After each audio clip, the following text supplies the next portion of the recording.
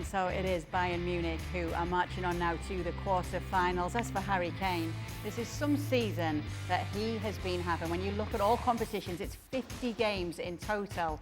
And in those 50 games, we've seen 41 goals and 12 assists. He is unstoppable right now. Right, but here's the problem I've got.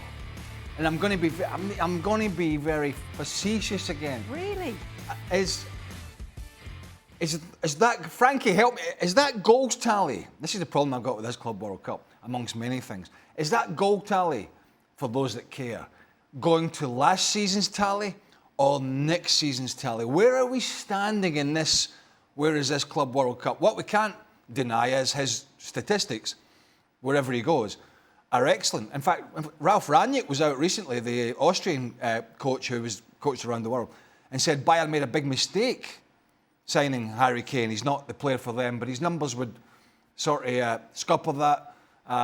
And again, he doesn't need to do, he just has to be in the right place at the right time.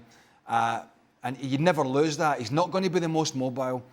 He's not going to run the channels anymore, but he can still pass the ball. He still knows where the net is. He's still a clinical finisher, and he still understands how the game is played.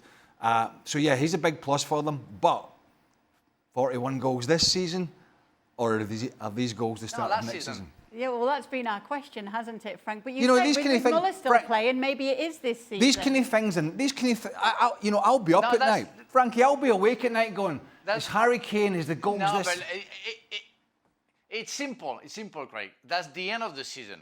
Simply because some players are still with their clubs and they're going to move after that competition. Yeah.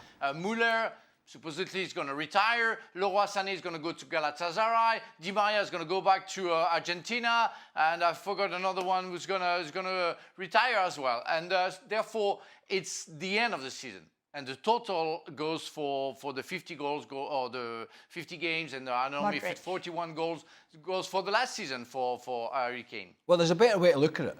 We just don't count the goals for the Club World Cup, and we count the goals in real competitions, like the Bundesliga, like the Pokal, like the Champions League. You can't tell Harry Kane that goals don't count. A goal scorer will never listen to that. I mean, he scored enough penalties for England to pad his numbers. He doesn't need to pad his numbers in the Club World Cup. But actually, on a serious note, that was a good test today. It was a good game. There was two good sides. Obviously, we've talked about the South American sides and how serious they're taking it. Big blow for them, clearly going 2-0 down. That's a big hurdle to come back against, even, you know, against most sides, you know, nevertheless playing Bayern Munich. So that was a big blow for them, but they got better as the game went on. They were a big threat. They got back into it. They played some good football. We've seen that during the tournament, but they just made a couple of mistakes at key moments in the time, and they allowed Bayern to press. They allowed Bayern to pressure when they tried to play out from the back. And they paid the ultimate price. But Flamengo have been good in this competition, but I just felt there Bayern Munich had another gear to go up, and I think we saw that in this game tonight. What did you make of it, Frank? Yeah, I agree with Craig. I think Flamengo did their best, and we have to give credit to them.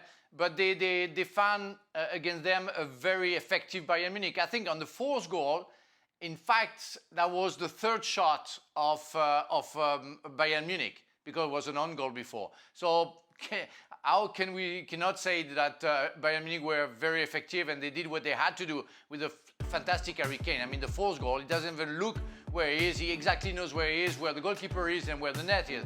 So it's magnificent. But yeah, Bayern Munich were above my expectation, I have to say, because I thought they would go out, and they were very serious. But Flamengo, they did what they had to do, and I love watching them playing. I love the way they played. They were quite unfortunate at the beginning, but credit to them, they had a very good tournament.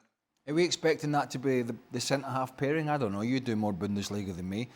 Are we expecting Jonathan Tah and Upamecano to be the pairing and Kim to be on the outside looking in, or, you know, is he? I don't know, because it's an area where if they're going to be successful again in the Bundesliga and be successful in the Champions League, which of course they were not last year, and that's something that the hierarchy at Bayern really judge themselves on. That's an area that they have kind of addressed with Jonathan Tah, who had a much better season the season before last. Obviously, the Bayer Leverkusen as a club, that he didn't have as good a season last year, but it's been an area where they need to address, and whether that's going to be enough in there to take them to the next level? I don't know. So it's going to be an interesting watch to see how a former centre-half himself and Vincent Kompany, who is the current head coach of Bayern, it's interesting to see if he can solve those issues via the training ground and via the new signings, and what his partnership is going to be. Because we know they'll create chances, we know they've got good wide players,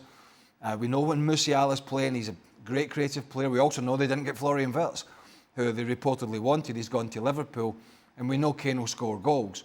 There are some other issues within the side that they have to address, and the big question will be, is Jonathan Tah coming in, whoever he partners, is that going to be the answer to the issues that they've had for 2 or 3 years now, not just